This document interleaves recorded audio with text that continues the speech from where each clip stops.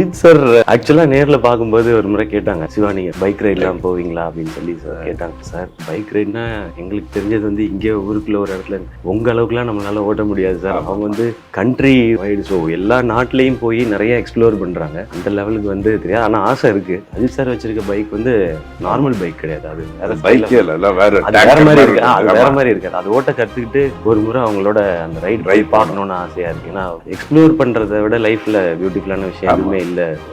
பைக்ல வச்சிருக்கீங்க? நான் நடுவில் கொஞ்சம் பேர் என் ஃப்ரெண்டோட பைக் வாங்கி ஓட்டிட்டு இருந்தேன். வீட்டுல பைக்ல வாங்கி கொடுக்கலாம்? பைக் வாங்கி கொடுக்கல சார். என் சித்தப்பாவோட பைக் வாங்கி தான் கொஞ்ச நாள் வச்சிருந்தேன் நான். அதுக்கப்புறம் அதை நம்மளால மெயின்டைன் பண்ண முடியலன்னு திருப்பி கொடுத்துட்டு நான். என்ன பைக் அது?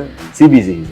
ஆமா, வீட்டுல பைக் வாங்கி தர மாட்டேன்னு சொல்லிட்டாங்க. இப்போ வந்து பைக் வாங்கிட்டு அதை முதல்ல நல்லா ஓட்ட கத்துக்கிட்டு எனக்கு மிகப்பெரிய இன்ஸ்பிரேஷன், எனக்கு ஒரு ஐடல். நான் சினிமாவுக்கு வந்த பிறகு அவங்கள பார்த்து நிறைய கத்துக்கிட்ட விஷயங்கள் நிறைய உண்டு. இப்போ கூட ஸ்கிரீன் ஷேர் பண்ணணும்னா ஒரு ஃபேன் பாய்க்கு அதுக்கு மேல என்ன சார் வேணும்?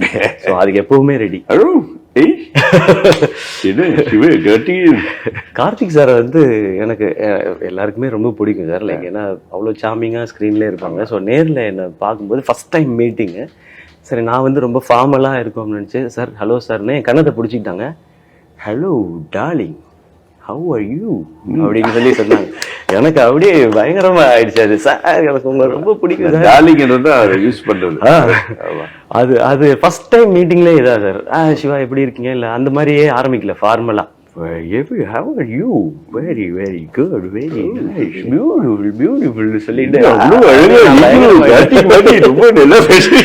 அப்படியே உங்கள்கிட்ட இருந்து எடுத்துக்கிட்டு வந்தா சார். மிமிக்ரி வந்து இன்னொரு மிமிக்ரி பண்றவங்க தான் ஈஸியா நம்ம கத்துக்கலாம். எனக்கு அப்படிதான் சார் வந்துச்சு.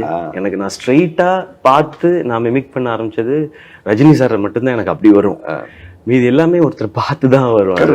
மோஸ்ட்லி வந்து நீங்க அப்புறம் Damu sir.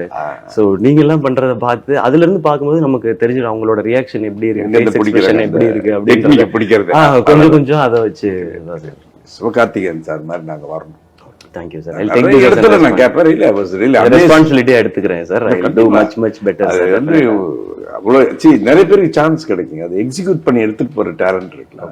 You got it. Thank you. A R Murugadoss. Yes sir. அதை பத்தி கொஞ்சம் சொல்லுங்க.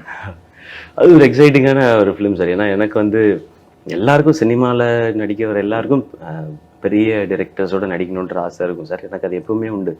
சங்கர் சார் படமும் முருகதாஸ் சார் படமும் நடிக்கணுன்றது உண்டு.